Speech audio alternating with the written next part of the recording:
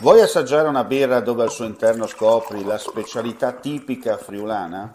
Lumi Beer, il prodotto ricavato in 20 ettari di terreno coltivato orzodistico, biodiversità, performance ambientale.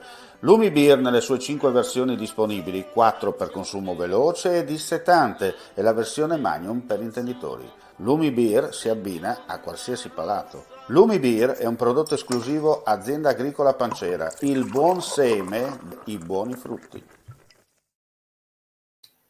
Ben ritrovati gentili amici e amiche alla visione all'ascolto per quanto riguarda l'informazione su friulitv.net. Dunque andiamo a vedere le notizie di cronaca.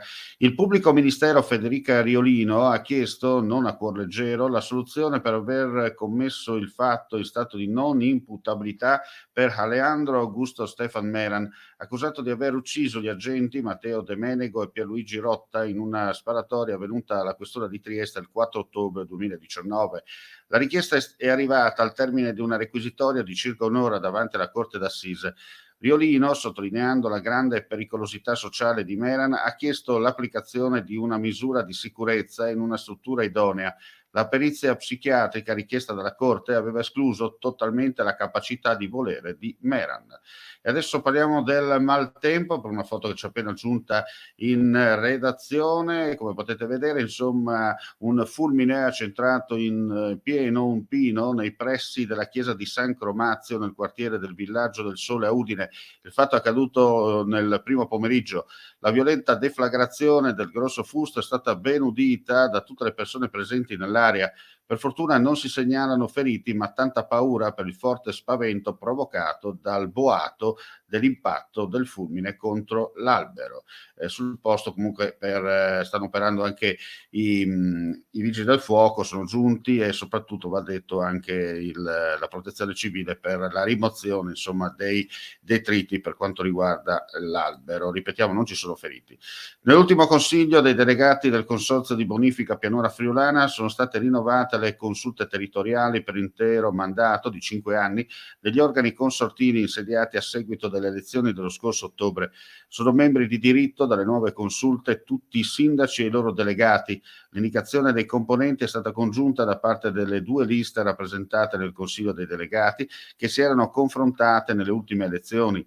È stato anche stabilito di estendere il numero dei componenti da 13 consorziati, di cui 11 agricoli e 2 urbani, a 20, di cui 17 agricoli e 3 urbani, per accogliere le richieste di partecipazione pervenute.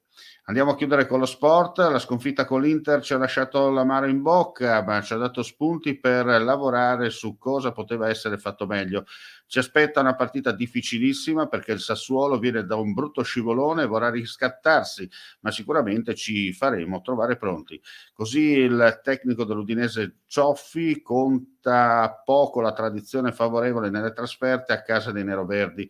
Il passato è passato, l'Udinese non è la stessa Udinese, così come il Sassuolo non è lo stesso degli ultimi 3 o 5 anni. E con questa notizia chiudiamo qui questa edizione flash. Grazie come sempre per la visione all'ascolto. Ulteriori news sul nostro sito friulitv.net. Alla prossima. C'è chi ti promette la luna, chi ti promette le stelle, chi farà un nuovo universo se sarà il caso. Noi non ti promettiamo, facciamo. Media Triveneto, il nuovo network del Nord-Est. Chiama senza impegno allo 0434 31 63 25, orario ufficio, da lunedì al venerdì.